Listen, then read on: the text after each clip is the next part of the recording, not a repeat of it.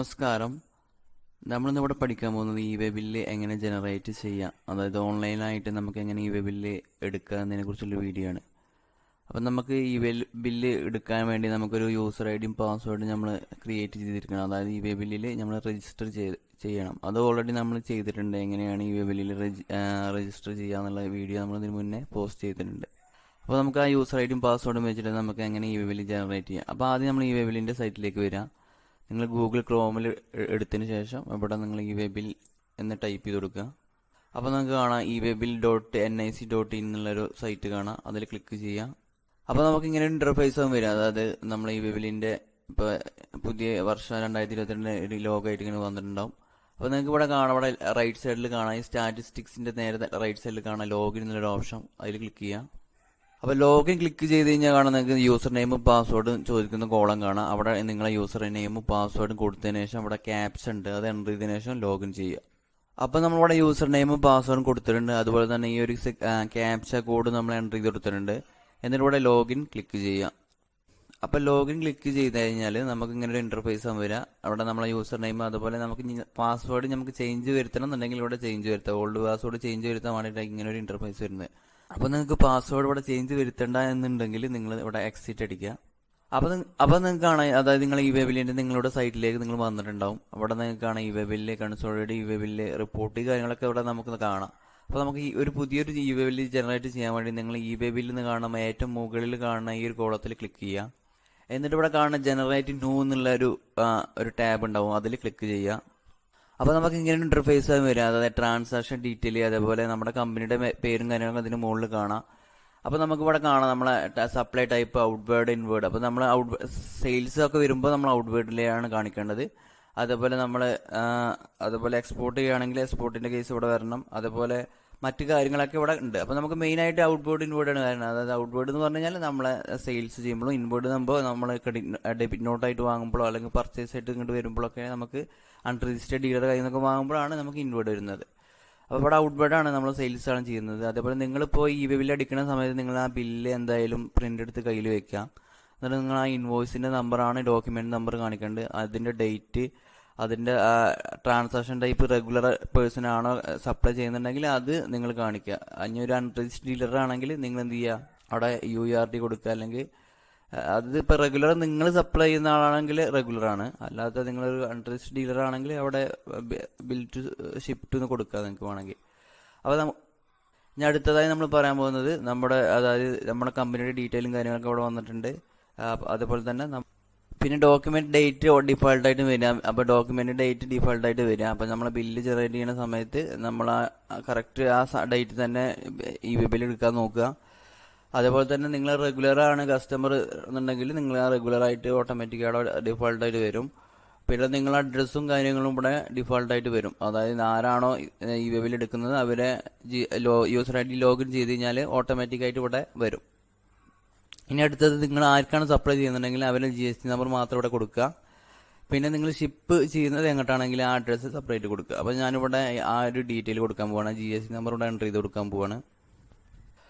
അപ്പോൾ ആദ്യം നമ്മൾ ഡോക്യുമെന്റ് നമ്പർ കൊടുക്കണം. ഈ ഡോക്യുമെന്റ് നമ്പർ എന്ന് പറഞ്ഞാൽ നമ്മളെ ഇൻവോയ്സ് നമ്പറാണ്. അപ്പോൾ ഞാൻ അത് ആദ്യം കൊടുക്കുകയാണ്. അപ്പോൾ ഡോക്യുമെന്റ് നമ്പർ ഇവിടെ കൊടുത്തിട്ടുണ്ട്. ഇനി നമ്മൾ GST നമ്പർ അടിച്ചാൽ നമ്മുടെ പാർട്ടിയുടെ ഡീറ്റെയിലും കാര്യങ്ങളും കൂടെ ഓട്ടോമാറ്റിക് വരും. അപ്പോൾ GST നമ്പർ ഇവിടെ കൊടുത്താൽ മതി. അപ്പോൾ നമ്മൾ GST നമ്പർ അടിച്ചപ്പോൾ തന്നെ നമ്മളെ പാർട്ടിയുടെ നെയിമും അതുപോലെ സ്റ്റേറ്റും കാര്യങ്ങളൊക്കെ ഓട്ടോമാറ്റിക്കായിട്ട് വന്നിട്ടുണ്ട്. അതുപോലെ പിൻകോഡൊക്കെ വന്നിട്ടുണ്ട്. അപ്പോൾ നമ്മളിത് ഷിപ്പ് ടു അഡ്രസ്സ് നമുക്ക് വേണമെങ്കിൽ ചേഞ്ച് ചെയ്ത് കൊടുക്കാം.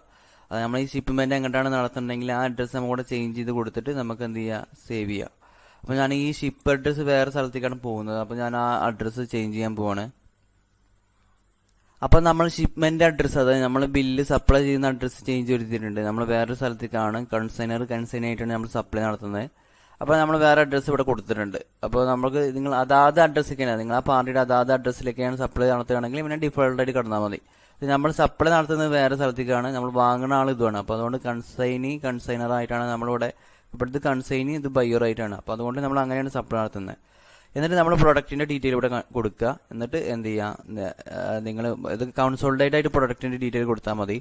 നിങ്ങൾക്ക് ഓരോന്ന് സെപ്പറേറ്റ് കൊടുക്കേണ്ട ആവശ്യമില്ല. അപ്പോൾ ഞാനിവിടെ കൺസോൾട്ടേറ്റ് ആയിട്ട് കൊടുക്കുന്ന പ്രൊഡക്റ്റിന്റെ ഒരേ HSM കൂടെ ആയതുകൊണ്ട് ഞാൻ അത് പേര് കൊടുത്തിട്ട് അത് എന്ത് ചെയ്യുക, ഈ ബില്ല് ജനറേറ്റ് ചെയ്യാണ്. അപ്പോൾ നമ്മളവിടെ പ്രൊഡക്റ്റ് നെയിം കൊടുത്തിട്ടുണ്ട്. അതേപോലെ തന്നെ നമ്മുടെ ഡിസ്ക്രിപ്ഷൻ മാൻഡേറ്ററി അല്ല, പ്രൊഡക്റ്റ് നെയിമും ഡിസ്ക്രിപ്ഷൻ മാൻഡേറ്ററി അല്ല, HSN കോഡും അതേപോലെ ടാക്സബിൾ വാല്യൂ ഒക്കെയാണ് മാൻഡേറ്ററി ആയിട്ട് വരുന്നത്. അപ്പോൾ നമ്മൾ ചെയർ, അതായത് പ്രൊഡക്റ്റ് നെയിം ചെയറാണ്, അതുപോലെ HSN കോഡ് കൊടുത്തിട്ടുണ്ട്, അതുപോലെ ക്വാണ്ടിറ്റി കൊടുത്തിട്ടുണ്ട്. നിങ്ങൾ ആ ബില്ല് പ്രകാരം എത്രയാണ് ക്വാണ്ടിറ്റീസ്, ആ ക്വാണ്ടിറ്റി കൊടുക്കുക. അതുപോലെ നമ്പേഴ്സ്, അതായത് നമ്പേഴ്സിലാണ് അതിൻ്റെ യൂണിറ്റ് വരുന്നത്. അതിന് KG ആണെങ്കിൽ KG, അത് നിങ്ങൾ ഏതാണോ നിങ്ങളെ ബില്ലിൽ ഉണ്ടെങ്കിൽ അത് അതേപോലെ തന്നെ കൊടുക്കുക. അതേപോലെ ടാക്സബിൾ വാല്യൂ, ടാക്സിന് ബിഫോറുള്ള വാല്യൂ നിങ്ങൾ കൊടുക്കുക. പിന്നെ 18% ആണെങ്കിൽ GST 9 ഓട്ടോമാറ്റിക് ഇവിടെ വന്നിട്ടുണ്ടാവും ഈ കോളം. അപ്പോൾ നിങ്ങൾ ഇൻട്രസ്റ്റ് റേറ്റ് സപ്ലൈ ആണെങ്കിൽ ഈ കോളം ഓട്ടോമാറ്റിക് ഡിഫോൾട്ടായിട്ട് ഇത് ആക്റ്റീവ് ആയിട്ടുണ്ടാവും, ഇത് ഇന്നാക്റ്റീവ് ആയിട്ടും വന്നിട്ടുണ്ടാവും. ഇതിപ്പോൾ കേരളത്തിനുള്ളിലായതുകൊണ്ടാണ് ഇത് ആക്റ്റീവായി കിടക്കുന്നത്. അപ്പോൾ അതുകൊണ്ടാണ് നമ്മൾ 9 കൊടുത്തത്. ഇവിടെ നിങ്ങൾക്ക് സെലക്ട് ചെയ്ത് കൊടുക്കാവുന്നതാണ്. ഇപ്പോൾ ജസ്റ്റ് ഇവിടെ ക്ലിക്ക് ചെയ്ത് കഴിഞ്ഞാൽ 9 കാണാം ഇവിടെ. അപ്പോൾ അവിടെ ക്ലിക്ക് ചെയ്യുക. ഞാൻ 9 എടുത്തിട്ടുണ്ട്. 18% ടോട്ടൽ ടാക്സ് വരുന്നത്. എന്നിട്ട് താഴോട്ട് വരിക. അപ്പോൾ നമ്മുടെ ടോട്ടൽ വാല്യൂ ഇവിടെ വന്നിട്ടുണ്ട് 63,199.99 ആണ്. ഏകദേശം 63,200 നമ്മുടെ ടോട്ടൽ വാല്യൂ വരുന്നത്. റൗണ്ട് ചെയ്ത് വരുമ്പോൾ 63,199. അപ്പോൾ ഈ ബില്ലിൽ ഇങ്ങനെ 63,199 വരിക. അപ്പോൾ അതുകൊണ്ട് നമ്മൾ എന്ത് ചെയ്യുക, നമ്മൾ ഈ ഒരു ബില്ല് നമ്മൾ ആദ്യം വെഹിക്കിൾ നമ്പർ ഇവിടെ കൊടുക്കുക. നമ്മൾ റോഡ് വഴിയാണ് ട്രാൻസ്പോർട്ടേഷൻ നടത്തുന്നത്. അതേപോലെ നമ്മൾ വേറെ വണ്ടി വിളിച്ചിട്ടാണ് പോകുന്നത്. അപ്പോൾ വണ്ടിയുടെ നമ്പറും കൂടി ഇവിടെ കൊടുക്കുക, വെഹിക്കിൾ നമ്പർ ഇവിടെ കൊടുക്കുക. അപ്പോൾ ആ വെഹിക്കിൾ നമ്പർ ഇവിടെ കൊടുത്തിട്ടുണ്ട്. എന്നിട്ട് നമ്മളിവിടെ എന്ത് ചെയ്യണം, ഇവിടെ പ്രീവ്യൂ ക്ലിക്ക് ചെയ്യുക, അല്ലെങ്കിൽ സബ്മിറ്റ് ക്ലിക്ക് ചെയ്യുക. നിങ്ങൾക്കൊന്ന് ജസ്റ്റ് അത് എല്ലാം ചെക്ക് ചെയ്യണമെങ്കിൽ ഇവിടെ പ്രീവ്യൂ ക്ലിക്ക് ചെയ്യുക. അപ്പോൾ പ്രീവ്യൂ ക്ലിക്ക് ചെയ്ത് കഴിഞ്ഞാൽ നമ്മളെ അതായത് ഈ ബില്ലിൻ്റെ ഒരു പ്രീവ്യൂ കാണാം നമുക്ക്. അതേപോലെ നമ്മൾ ആർക്കാണ് സപ്ലൈ നടത്തുന്നത്, അതേപോലെ നമ്മുടെ ഡോക്യുമെന്റ് നമ്പർ, അതേപോലെ HSN കോഡ്, നമ്മുടെ ടാക്സ് കാര്യങ്ങൾ, വെഹിക്കിൾ നമ്പർ, ഈ കാര്യങ്ങളൊക്കെ ഇവിടെ ഉണ്ടാവും. അപ്പോൾ ഇതെല്ലാം ചെക്ക് ചെയ്തതിനു ശേഷം നിങ്ങൾ എന്ത് ചെയ്യുക, ബാക്ക് അടിക്കുക. താഴെ വന്നിട്ട് ബാക്ക് അടിക്കുക. അപ്പോൾ നമ്മുടെ ഡീറ്റെയിൽ എല്ലാം കറക്റ്റാണ്. അപ്പോൾ നമ്മളിവിടെ ബാക്ക് അടിക്കുകയാണ്. അപ്പോൾ നിങ്ങൾ ഈ വെഹിക്കിളിൻ്റെ ഫോർമാറ്റ് ഇവിടെ ഇൻവാലിഡ് ഫോർമാറ്റ് എന്ന് പറയുന്നുണ്ട്. അപ്പോൾ നമ്മൾ എന്ത് ചെയ്യണം, ആ വെഹിക്കിൾ ഫോർമാറ്റ് നമ്മൾ എന്ത് ചെയ്യണം, ടൈപ്പ് ചെയ്യാതെ തന്നെ, അതായത് നമ്മൾ സ്പേസ് വിടാതെ തന്നെ കാണിക്കുക. എന്നിട്ട് ഇവിടെ സബ്മിറ്റ് ക്ലിക്ക് ചെയ്യുക. എന്നിട്ട് ഇവിടെ ചോദിക്കും ചില some of the field are mandatory, GSTR 1 note field എന്ന് പറയുന്നത്. Do you want to continue. അപ്പോൾ നമുക്ക് ഒരുവിധം നമ്മൾ കറക്റ്റായിട്ട് എല്ലാതും കൊടുത്തിട്ടുണ്ട്. അപ്പോൾ നമുക്ക് ഇനി ബാക്കിയുള്ള കാര്യങ്ങളൊന്നും ആവശ്യമില്ല. അപ്പോൾ നമ്മൾ ഓക്കെ ക്ലിക്ക് ചെയ്യാം. വീണ്ടും ഓക്കെ ക്ലിക്ക് ചെയ്യുക. അപ്പോൾ ഓക്കെ ക്ലിക്ക് ചെയ്ത് കഴിഞ്ഞാൽ നിങ്ങൾക്കാണ് ഈ വെബിലിൻ്റെ ബാർകോഡ്, അതേപോലെ ഈ വെബിലിൻ്റെ അതായത് നമ്മുടെ ആരാണ് ജനറേറ്റ് ചെയ്തത്, അവരുടെ പേരും, അതേപോലെ തന്നെ എപ്പോഴാണ് ജനറേറ്റ് ചെയ്തത്, അത് വാലിഡിറ്റി ഏതുവരെയാണുള്ള ആ കാര്യങ്ങളൊക്കെ ഇവിടെ ഓട്ടോമാറ്റിക് വന്നിട്ടുണ്ടാവും. ഇനി താഴോട്ട് വരിക. ഇനി താഴെ പാർട്ടിയിൽ വന്നു കഴിഞ്ഞാൽ ആർക്കാണ് ജനറേറ്റ് ചെയ്തത്, അതുപോലെ തന്നെ ഡേറ്റ്, GSTR റെസീറ്റ്, അതുപോലെ GST സപ്ലയർ, അതുപോലെ ഡോക്യുമെന്റ് നമ്പർ, അതുപോലെ ഡോക്യുമെന്റ് ഡേറ്റ്, ഈ കാര്യങ്ങളൊക്കെ ഇവിടെ ഓട്ടോമാറ്റിക് വന്നു. അതുപോലെ value of goods, HSN code, ഈ കാര്യങ്ങളൊക്കെ ഇവിടെ വന്നിട്ടുണ്ടാവും. ഇനി താഴെ വരിക. ഇനി നമുക്ക് ഇവിടെ താഴെ വന്നിട്ട് നമുക്ക് ഡീറ്റെയിൽഡ് ആയിട്ട് പ്രിന്റ് എടുക്കാം. നമുക്ക് പ്രിന്റ് സ്മാൾ ആയിട്ട് എടുക്കുക, അതായത് ഡീറ്റെയിൽ ആയിട്ട് എടുക്കുക. നമ്മൾ ഡീറ്റെയിൽ ആയിട്ടാണ് പ്രിന്റ് എടുക്കുന്നത്. അപ്പോൾ ഡീറ്റെയിലിൽ ക്ലിക്ക് ചെയ്യണം. എന്നിട്ട് താഴെ വരിക. എന്നിട്ട് പ്രിന്റ് ക്ലിക്ക് ചെയ്യുക. അപ്പോൾ പ്രിന്റ് ക്ലിക്ക് ചെയ്ത് കഴിഞ്ഞാൽ നമുക്ക് സേവ് ടു, നമുക്ക് PDF ആയിട്ട് സേവ് ചെയ്യുക. അപ്പോൾ നമ്മൾ അതെന്ത് ചെയ്യണം, സേവ് കൊടുത്തിട്ട് ഡെസ്ക്ടോപ്പിലേക്ക് സേവ് ചെയ്യുക.